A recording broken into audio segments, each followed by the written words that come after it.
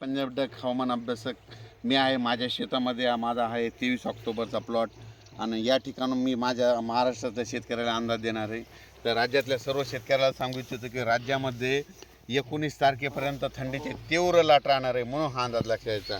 राज्यातल्या सर्व शेतकऱ्याला सांगू इच्छितो की राज्यामध्ये 21 तारखेपासून 21 डिसेंबरपासून ते 26 डिसेंबरपर्यंत दररोज भाग बदलत पाऊस पडणार आहे, म्हणून हा अंदाज लक्षात घ्यायचा. सांगायचं झालं तर सुरुवातीला तुम्हाला सांगतो 20 तारखेला म्हणजे ढगाळ वातावरण यायला सुरुवात होईल. म्हणजे 20 तारखेला सांगलीकडं जतकडं तिकडं कर्नाटककडं पाऊस पडायला दिसत. 21ला तो पाऊस, त्याच्यानंतर परत तो पाऊस पुढं सरकल. 22ला तो पाऊस लगेच विदर्भाकडे जाईल. 23ला लगेच मराठवाड्याकडे येईल. 24ला लगेच इकडं उत्तर महाराष्ट्र पश्चिम महाराष्ट्राकडे जाईल. 25ला पुन्हा आणखीन विदर्भाकडे जाईल. 26ला पुन्हा संपूर्ण महाराष्ट्र या पुल टाकेल. म्हणजे सांगायचं झालं तर दररोज भाग बदलत पाऊस पडणार आहे, म्हणून हा अंदाज लक्षात घ्यायचा. सर्व माझ्या कांद्याच्या शेतकऱ्याला सांगू इच्छितो की तुम्ही काय करा, तुम्ही कांदा 19 तारखेपर्यंत काढून झाकून ठेवा, म्हणून तुमच्यासाठी खास करून हे अंदाज दिला. त्याच्यानंतर द्राक्ष शेतकऱ्याला सांगू इच्छितो की 20 तारखेच्या तुम्हाला ती कॅल्शियमची लेवल वाढून तुम्हाला ते द्राक्षाला आटोक्यात आणि त्याचे फवारण्या देखील करू शकता. त्याच्यानंतर वीट उत्पादकांना सांगू इच्छितो तुम्ही 20 तारखेपर्यंत काय करा, तुम्ही तुमच्या कच्चा माल असेल तर ढाकून ठेवा, कारण की त्याच्यामुळे तुमचं फारसं नुकसान होणार नाही. 21च्या नंतर मात्र तुम्ही सगळ्यात झाकलेलं ठेवा, कारण की 22पासून मात्र राज्यात बऱ्याच भागात असा पाऊस विखुरलेला स्वरूपाचा पडणार आहे. दररोज वेगवेगळ्या भागात 2-2 दिवस मुक्काम करत पाऊस पडणार आहे, म्हणून हा अंदाज लक्षात घ्या. पूर्व विदर्भ सांगायचं झालं तर यवतमाळ, नागपूर,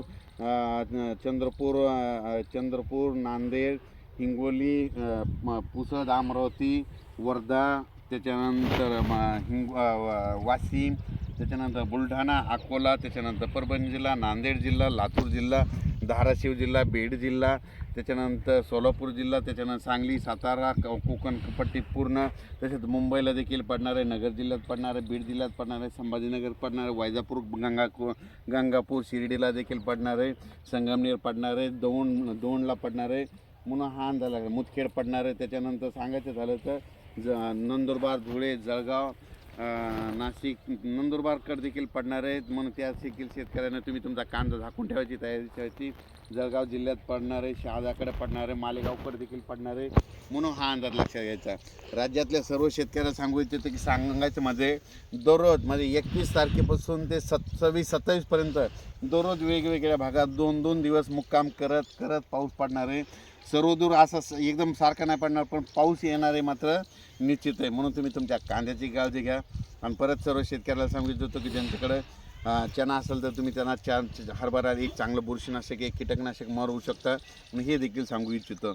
अचानक वातावरणात बदल झाला तर परत एक मेसेज दिला जाईल, पण राज्यात मात्र 21 तारखेपासून ते 26 डिसेंबरपर्यंत पूर्व विदर्भ, पश्चिम विदर्भ, दक्षिण महाराष्ट्र, उत्तर महाराष्ट्र, कोकणपट्टी, खानदेश, मराठवाडा दररोज एक विभाग धरत दररोज आज या विभागात पडला तर उद्या दुसऱ्या विभागात पाऊस पडत, परत तिसऱ्या विभागात जाईल, पण पाऊस येणार आहे निश्चित आहे, म्हणून हा अंदाज लक्षात घ्या. अचानक वातावरणात बदल झाला परत मेसेज दिला जाईल. धन्यवाद.